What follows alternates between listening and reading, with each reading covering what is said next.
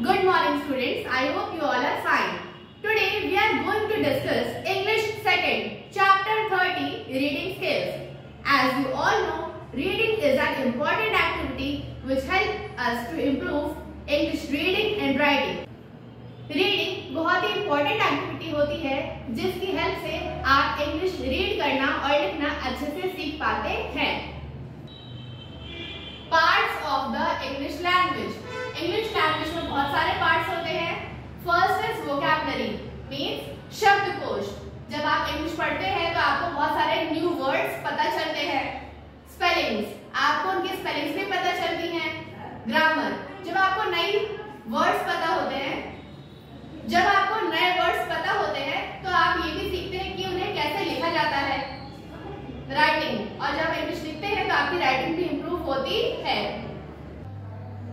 Chapter 30 reading skills. Reading is a very important learning skill. Reading बहुत ही important होती है आपकी लर्निंग के लिए। It helps a child to improve parts of the English language. जब आप इंग्लिश रीड करते हैं तो इंग्लिश लैंग्वेज के बहुत सारे ऐसे पार्ट्स हैं जो इम्प्रूव होते हैं। Vocabulary, spellings, grammar and writing, जैसे कि मैंने आपको अभी बोर्ड पे एक्सप्लेन किया। Read the given poem and answer the questions that follows.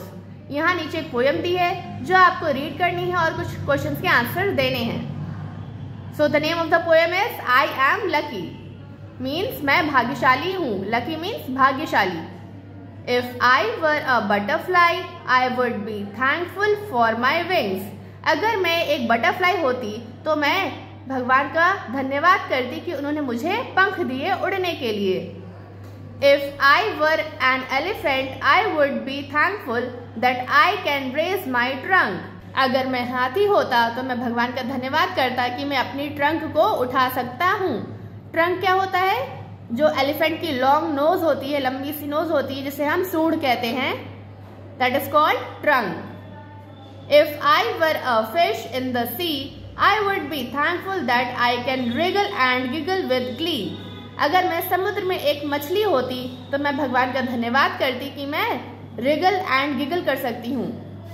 Wriggle means turn और ट्विस्ट। जैसे कि मछली जो है पानी में कहीं भी टर्न हो सकती है, कहीं भी ट्विस्ट हो सकती है, तो उसे कहते हैं wriggle। Giggle मतलब हल्का सा मुस्काना। Glee मतलब बहुत ही खुशी के साथ। तो अगर मैं समुद्र में एक मछली होती तो मैं भगवान का धन्यवाद करती कि मैं कहीं भी मुड़ सकती हूँ, किसी भी दिशा में जा सकती हूँ और मैं खुशी के साथ हल्का सा मुस्कुरा सकती हूँ। So I just think I am lucky to be me. तो मैं सोचती हूँ कि मैं बहुत ही भाग्यशाली हूँ। नॉट यू बट मी। मैं जैसी भी हूँ, मैं किसी और की जैसे नहीं। भगवान ने मुझे जैसे बनाया है, मैं अपने आप को बहुत ही भाग्यशाली समझती हूँ। Now let us discuss the exercises. First, tick the animals mentioned in the poem. इस पोएम में कुछ एनिमल्स के नेम लिखे हैं जो आपको टिक करने हैं। First is elephant. Elephant mention है पोएम में? Yes, so will tick. Kangaroo? No, it is not mentioned in the poem. Tiger? No, tiger का भी नेम इस पोएम में नहीं आया है। फिश? यस, फिश यहाँ पे मेंशन है इस पोएम में, तो हम टिक करेंगे। Butterfly? Yes, butterfly is also mentioned. Now here are some questions, let us discuss it. If you were a fish what would you do? अगर आप मछली होते तो आप क्या करते? So the answer is if I were a fish I would wriggle and giggle with glee. अगर मैं मछली होती तो मैं टर्न और ट्विस्ट करती और खुशी के साथ हल्का सा मुस्काती। What is the long nose of an elephant called? Elephant की जो लंबी सी नोज है उसे हम क्या कहते हैं? Answer, the long nose of an elephant is called trunk. Elephant की जो लंबी सी नोज है उसे हम ट्रंक कहते हैं। Next, does the child feel lucky to be what he she is? क्या बच्चा अपने आप को भाग्यशाली समझता है जैसा भी भगवान ने उसे बनाया है?